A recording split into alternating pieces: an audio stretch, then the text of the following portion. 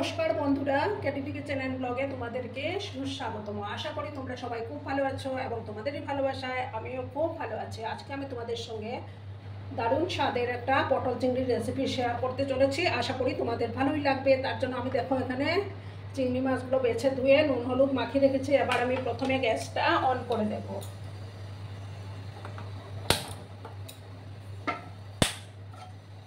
একটা প্যান আমি বসিয়ে দিলাম।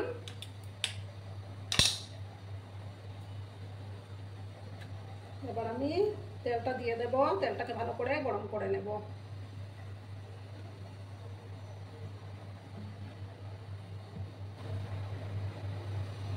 তারপর সবার প্রথমে আমি চিংড়ি মাছগুলোকে ফ্রাই করে নেব।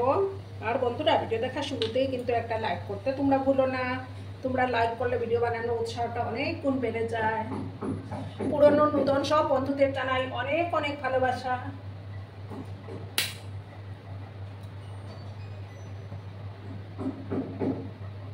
দেখো বন্ধুরা, তেলটা পুরো গরম হয়ে গেছে। এবার আমি চিংড়ি মাছগুলোকে দিয়ে দেবো।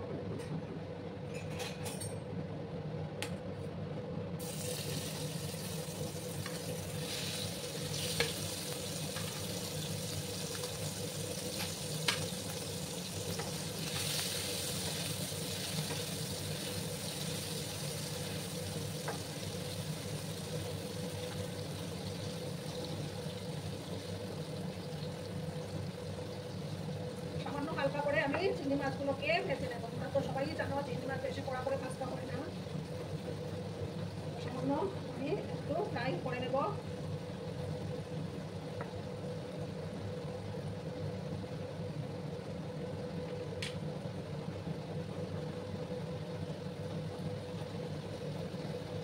বন্ধুরা, আবার আমার চিংড়ি মাছগুলো আর আমি দেখতে পাচ্ছি বেশি আর ভাজবো না, এগুলো তুলে নিচ্ছি।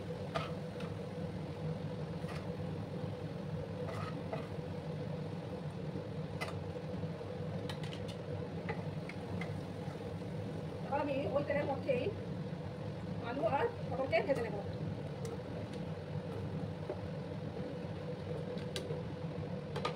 পরিমাণ মতো এবার আমি হলুদের গুঁড়োটা দিয়ে দেবো। একটু লাল লাল করে পটলগুলোকে ভাজতে হবে। আর লবণ একটু দিয়ে দিলাম।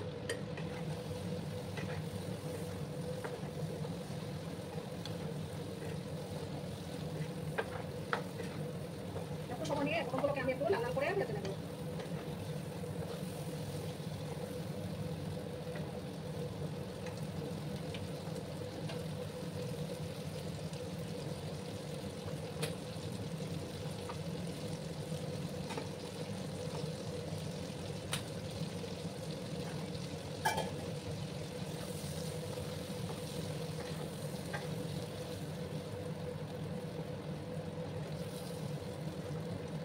লাল করে কিন্তু পটলগুলোকে আমি ভেজে নেব।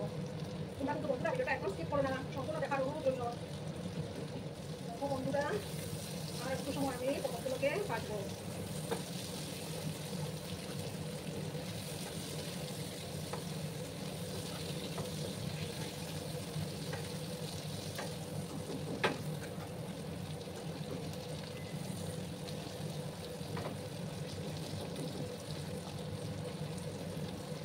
আরো 2-3 মিনিটের মতো আমি এটাকে একটু ফ্রাই করে নিচ্ছি। ঠিক আছে বন্ধুরা, তারপর আমি তুলে দেবো। একটু বেশি ভাজা হলে খেতেও টেস্ট হবে, আলুগুলোও সেদ্ধ হয়ে যাবে।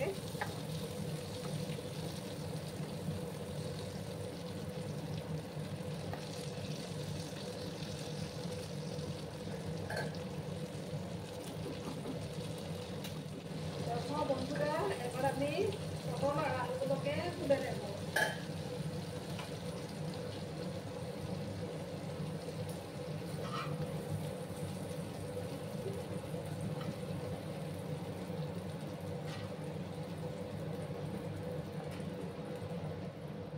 পটল আর আলু সমস্ত গুলো তুলে নিয়েছি। এবার আমি প্যানের মধ্যে তেল দিলাম। এবার একটা শুকনো লঙ্কা দিব, একটা তেজপাতা, একটু দারচিনি, দুটো এলাচ দিয়ে দিলাম, একটা পাঁচফোড়নের মতো গোটা দিয়ে দিলাম। এই ফোড়নটাকে ভালো করে একটু ভাজা ভাজা করে দিচ্ছি।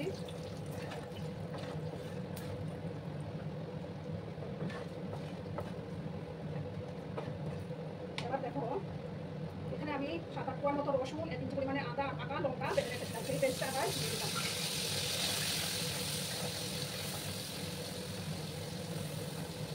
ভালো করে কিন্তু কষিয়ে নিতে হবে।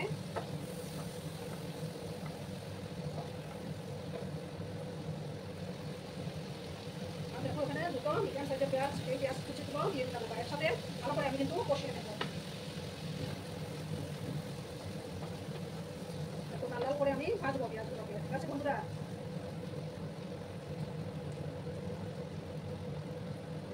এবার আমি দেখো একটা মশলা পেস্ট তৈরি করে নেবো। এক চামচ দেখো একটা বাটির মধ্যে জিরে গুঁড়ো নিলাম, আর 1 চামচ ধনে গুঁড়ো, আর ছোটো চামচের 1 চামচ কাশ্মীরি লঙ্কা গুঁড়ো দিলাম। দিয়ে এবার আমি এটাকে ভালো করে ভুনে নেবো। এই যে দেখো জল দিয়ে এটাকে আমি ভুনে নিচ্ছি।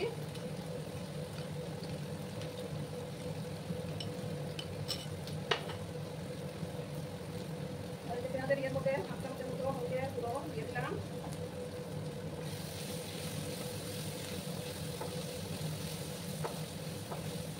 একটু লাল করে ভাজতে হবে।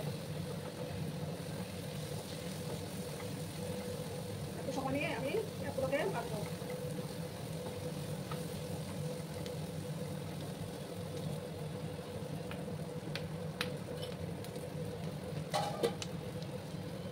দেখো একটা টমেটো কেটে রেখেছিলাম, সেই টমেটোটাও দিয়ে দিলাম। এবার একসাথে ভালো করে কিন্তু কষিয়ে নেবো। সামান্য একটু লবণ আমি অ্যাড করে দিচ্ছি, তাতে টমেটোটাও সফট হয়ে যাবে।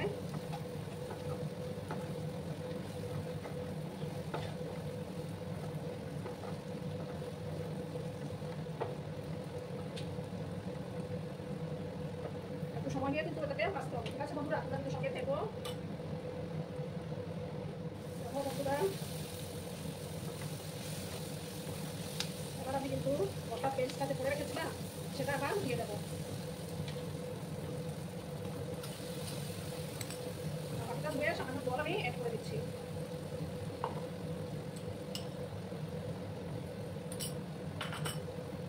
ভালো করে কিন্তু মশলাটাকে কষিয়ে দিতে হবে।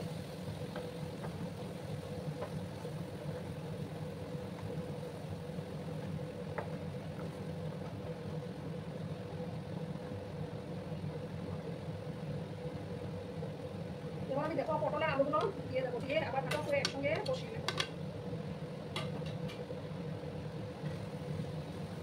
যত ভালো কষানো হবে রান্নার টেস্টটা ততই বেড়ে যাবে।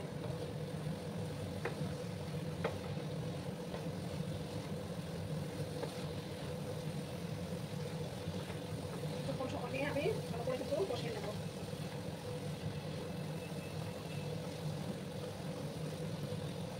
এবার আমি পরিমাণ মতো লবণটা অ্যাড করে দিচ্ছি।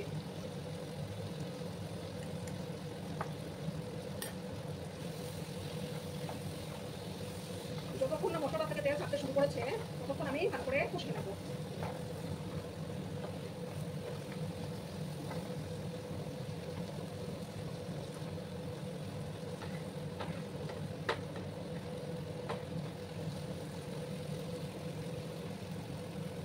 একটু সময় নিয়ে আমি এটাকে কষিয়ে নিচ্ছি। বন্ধুরা, মশলাটার থেকে তেল ছাড়তে শুরু করেছে। এবার আমি গরম জল দেব। এটা কিন্তু সবসময় রান্নাতে গরম জল দেওয়ার চেষ্টা করবে, তাতে রান্নার টেস্টটা বেড়ে যায়।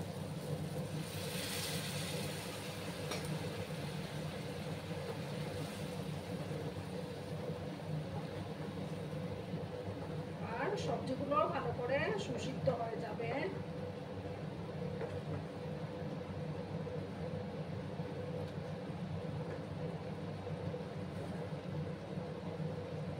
সামান্য আরেকটু জল আমি দিচ্ছি। আর দেখো 3টা চেরা কাঁচা লঙ্কা এবার আমি দিয়ে দিলাম।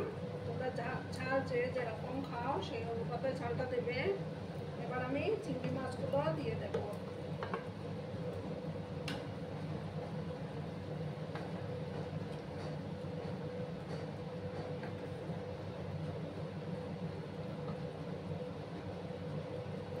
এবার গ্যাসের আঁচটাকে একদম লো করে দিচ্ছি আমি। লো করে দিয়ে তারপর এটাকে 5-7 মিনিটের মতো রান্না করলেই তৈরি হয়ে যাবে আমার দারুণ স্বাদের পটল চিংড়ি।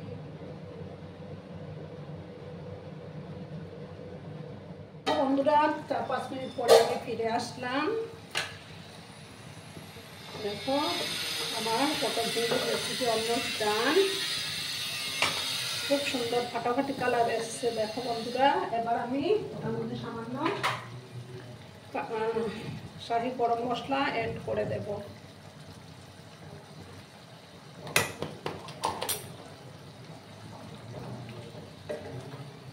দেখো পুরো অনুষ্ঠান বাড়ির স্টাইলে আমার পটল চিংড়ির রেসিপি তৈরি হয়ে গেল।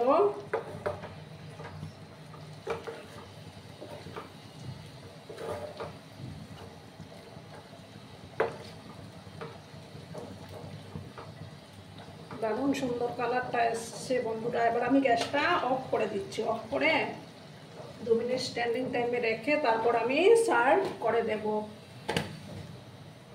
দেখো বন্ধুরা আমি সার্ভ করে দিয়েছি। কেমন হয়েছে অবশ্যই কমেন্ট করে বলো। কিন্তু তোমাদের এই কমেন্টগুলো পড়তে আমার কিন্তু দারুণ লাগে। আর এতক্ষণ ধরে আমার ভিডিওটার সাথেও পাশে থেকে আমাকে এতটা সাপোর্ট করার জন্য তোমাদেরকে আবারও জানাই অনেক অনেক ভালোবাসা এবং অনেক অনেক ধন্যবাদ।